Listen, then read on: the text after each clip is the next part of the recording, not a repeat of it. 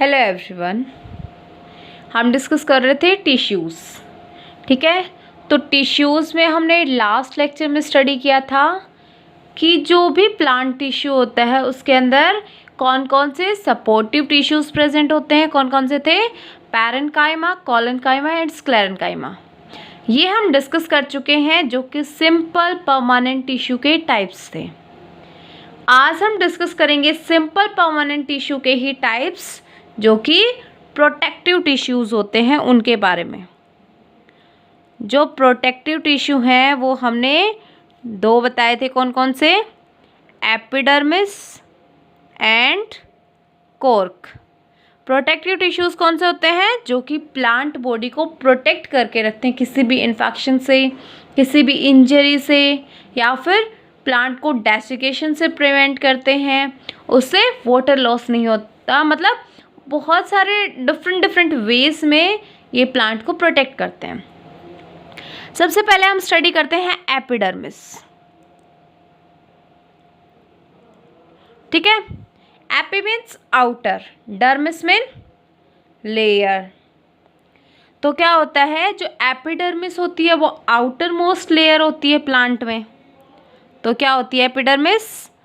Outer most layer होती है और प्रेजेंट होती है कंप्लीट प्लांट बॉडी में। जो आउटर मोस्ट लेयर होती है, जैसे ये कोई प्लांट बॉडी अगर हम बात करें, इसमें ये ट्विग्स निकल गई, यहाँ से लीफ निकल गई, तो ये जो स्टेम है इसमें भी आउटर मोस्ट कवरिंग एपिडर्मिस है। ये जो ट्विग्स हैं इनमें भी आउटर मोस्ट कवरिंग क्या है? एपिडर्मिस। जो लीव्स हैं इनमें भी आउटर मोस्ट कवरिंग एपिडर्मिस है। तो वोल प्लांट बॉडी की जो आउटर मोस्ट लेयर होती है वो क्या होती है? एपिडर्मिस।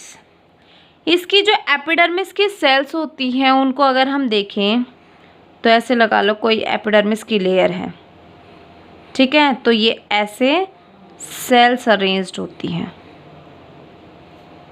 इस एपिडर्मिस की लेयर में। तो सेल्स आप स्ट्रक्चर से ही देखिए, कैसी सेल्स दिख रही हैं आपको?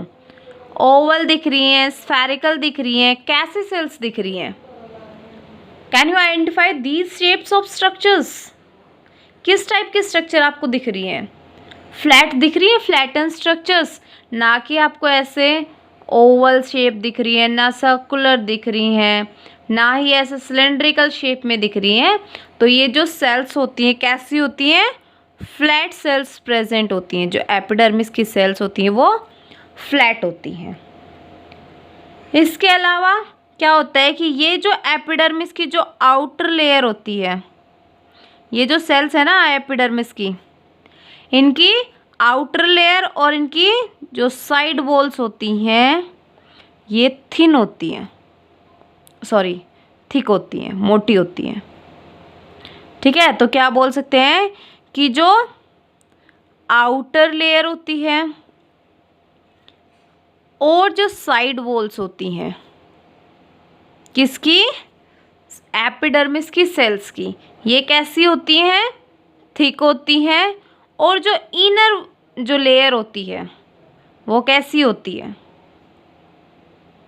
इनर लेयर थिन होती है, पतली होती है, और बाहर वाली थिक होती है, ताकि कुछ लॉसेस होते हैं प्लांट के उनको प्रिवेंट किया जा सकते हैं इसकी वजह से। फिर जो एपिडर्मिस होती है वो मोस्टली सिंगल लेयर होती है।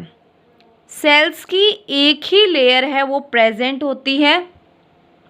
लेकिन कुछ ऐसे प्लांट्स होते हैं जिनकी क्लाइमेटिक कंडीशन होती है उसके अकॉर्डिंग इनकी जो सेल्स होती है वो मल्टी लेयर होती हैं। बहुत सारी लेयर्स में, ये एक लेयर है तो यहाँ पे नीचे और भी लेयर्स होती हैं, मल्टी लेयर प्रेजेंट होती हैं।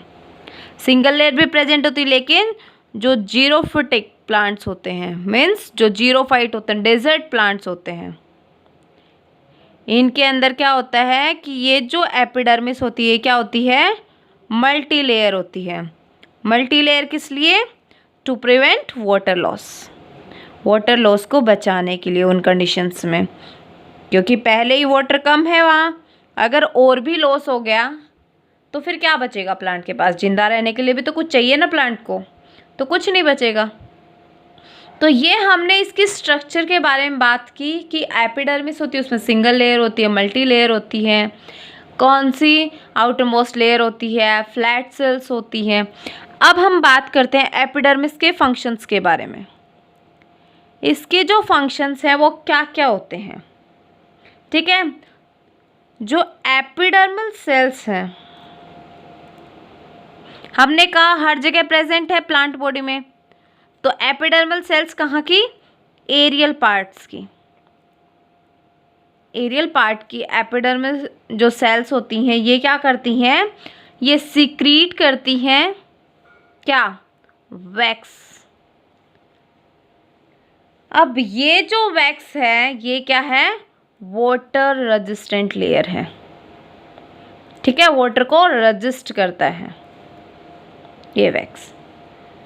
तो इसकी वजह से जो एपिडर्मिस है वो कुछ फंक्शंस हैं उनको परफॉर्म करती है। क्या क्या फंक्शंस हैं, प्रोटेक्शन प्रोवाइड करती है, किससे प्रोटेक्शन, वाटर लॉस से, वाटर लॉस नहीं होने देती है जो वैक्स लेयर, क्योंकि वाटर से ऑलरेडी रेजिस्टेंट लेयर है, वाटर को रिपेल करेगी, उसके अंदर नहीं जाने देगी। उसके अलावा वैक्सी लेयर है तो ये मैकेनिकल इंजरी से भी प्रिवेंट करती है, ठीक है, इससे भी प्रिवेंशन देती है इसको। थर्ड, कुछ इन्फेक्शंस होते हैं प्लांट को, जैसे कोई बैक्टीरिया है, कोई फंजाई है, वो किसी प्लांट बॉडी में इन्वेड कर जाए और उस प्लांट बॉडी को डिग्रेड कर दे, तो ये क्या करता है, जो इन्वेजन होता है किसका, फंजाई या फिर बैक्टीरिया, इनसे भी प्रिवेंट करता है, ठीक है। तो ये वैक्स जो सीक्रेट होता है, इसके अकॉर्डिंग एपिडर्मल जो सेल्स हैं उनके क्या फंक्शंस होते हैं वो हमने देखे एरियल पार्ट्स में। इसके अलावा जो रूट्स होती हैं, रूट्स के अंदर भी एपिडर्मल सेल्स होती हैं, होल कंप्लीट प्लांट बॉडी में प्रेजेंट होती हैं। रूट्स की जो एपिडर्मल सेल्स होती हैं वो क्या करती हैं, ये कोई प्लांट था, नीचे इसकी रूट्स होंगी, ठीक है, तो ये रूट्स क्या करती हैं, यहाँ से वाटर को एब्जॉर्ब करती हैं, पानी को एब्जॉर्ब करती हैं सॉइल से। तो ये जो एपिडर्मल सेल्स होती हैं ये क्या करती हैं, वाटर एब्जॉर्प्शन का काम करती हैं।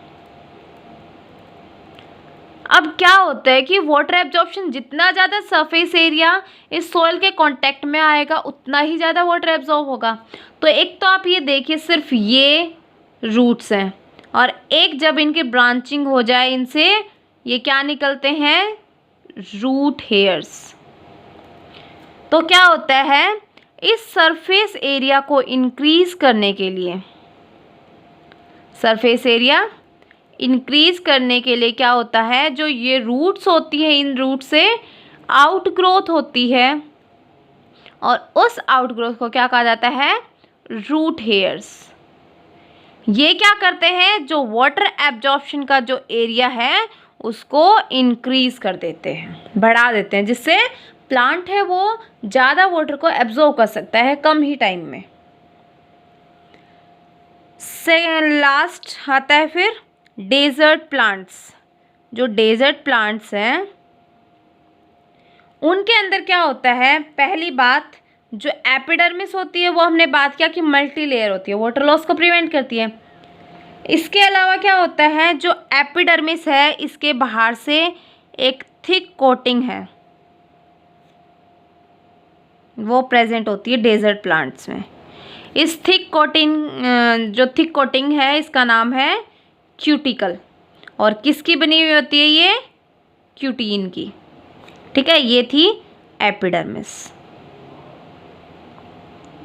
तो जो डेजर्ट प्लांट्स होते हैं इनके अंदर क्यूटिकल प्रेजेंट होती है जो कि क्यूटीन की बनी हुई होती है।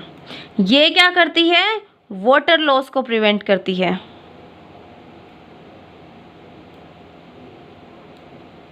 ठीक है। और एपिडर्मिस है तो इसमें वैक्स सिक्रीट हो रहा है, तो ये क्या करती है, किसी भी प्लांट को यहाँ पे ऐड कर लीजिए, डेसिकेशन से प्रिवेंट करती है। डेसिकेशन मीन्स उस प्लांट को ड्राई अप नहीं होने देती, उसे वेट रखती उसके सरफेस को, तो इसे कहते हैं डेसिकेशन प्रिवेंशन। ठीक है, डेसिकेशन से।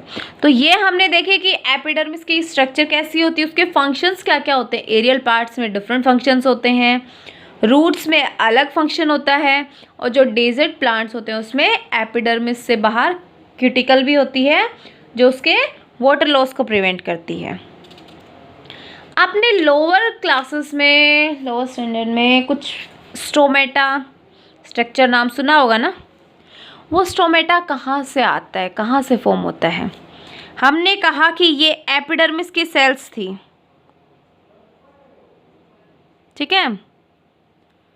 तो ये एपिडर्मिस की सेल्स लिविंग थी कि डेड थी?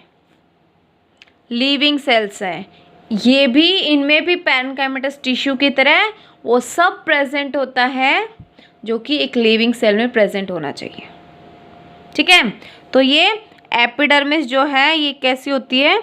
लिविंग होती है। एपिडर्मिस की सेल्स लिविंग होती है। अब क्या होगा कि कुछ एपिडर्मिस की सेल्स क्या करती हैं? मॉडिफाई होती हैं। मॉडिफाई होके क्या करती हैं? वो जो सेल्स हैं, पहले क्या थी ये सेल्स? कोई दो सेल्स बना लेते हैं। ये सेल्स ऐसे थी, अब ये सेल्स क्या होंगी? मॉडिफाई होंगी, इनमें चेंज होगा।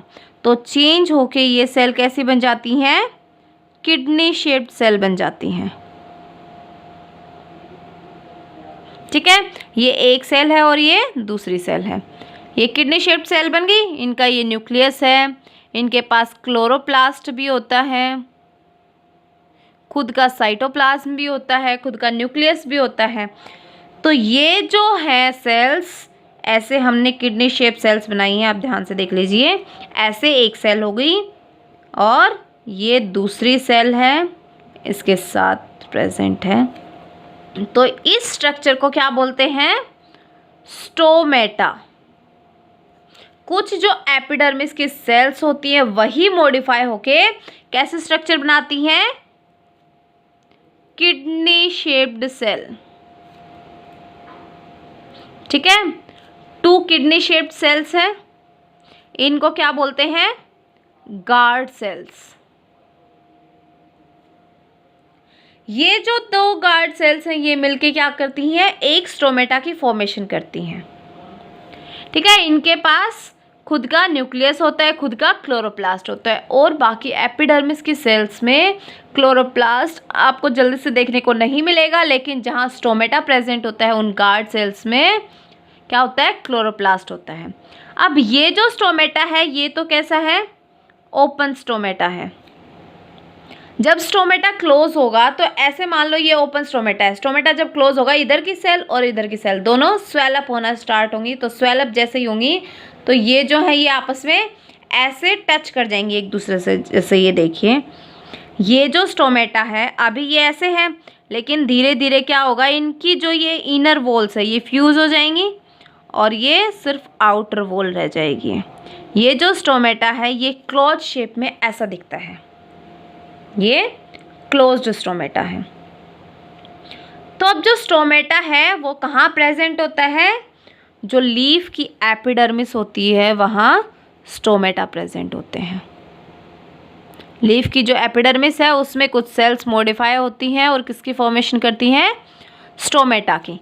तो स्टोमेटा का फंक्शन क्या होता है ये भी पढ़ा होगा, लेकिन फिर से आपको रिमाइंड कर दिया जाए। Gaseous exchange. जो प्लांट्स हैं वो फोटोसिंथेसिस करते हैं। फोटोसिंथेसिस में उन्हें किसकी रिक्वायरमेंट होती है? कार्बन डाइऑक्साइड की। तो जो प्लांट्स हैं वो स्टोमेटा के थ्रू कार्बन डाइऑक्साइड का इनटेक करते हैं और ऑक्सीजन है उसको रिलीज करते हैं।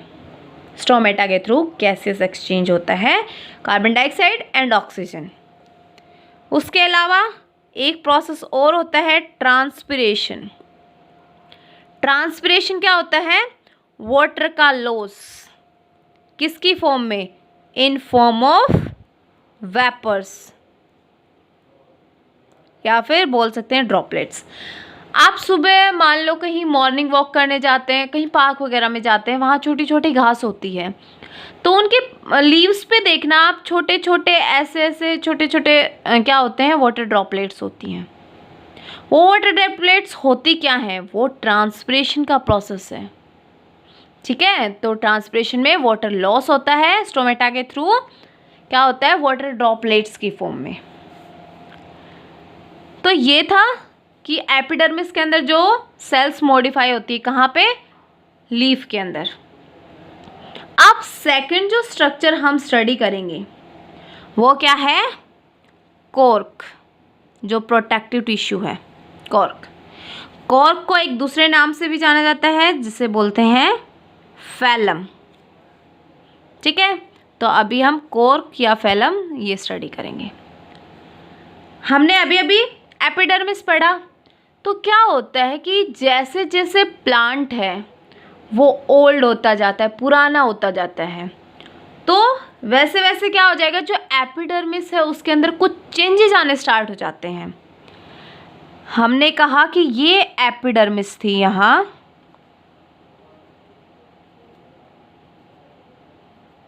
ठीक है। तो जैसे जैसे प्लांट ओल्ड होता जाएगा, पुराना होता जाएगा, तो यहाँ पे एक सेकेंडरी मेरिस्टेम, प्राइमरी मेरिस्टेम जो अर्ली लाइफ में दिखते हैं, और सेकेंडरी मेरिस्टेम जो लेटर स्टेजेस में, लाइफ की लेटर स्टेजेस में अपीयर होते हैं। तो यहाँ पे जो सेकेंडरी मेरिस्टेम है वो अपीयर होता है। उस सेकेंडरी मेरिस्टेम को दूसरे नाम से भी जाना जाता है फैलोजन। एक और नाम है कॉर्क कैम्बियम। ये 3 नाम होते हैं, सेकेंडरी मेरिस्टेम भी बोल सकते हैं, फैलोजन भी बोल सकते हैं, और कॉर्क कैम्बियम भी बोल सकते हैं।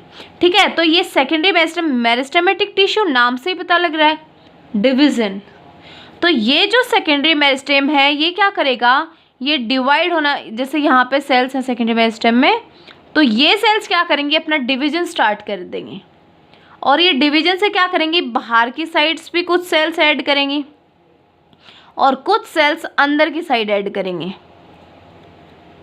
ठीक है, तो जो सेकेंडरी मेरिस्टेम जो बाहर की साइड जो आउटर लेयर फॉर्म करता है, इस आउटर लेयर को बोलते हम, ये जो आउटर लेयर है इसको बोला जाता है कॉर्क, और जो इनर लेयर है इसको बोला जाता है सेकेंडरी कॉर्टेक्स या फिर फैलोडर्म।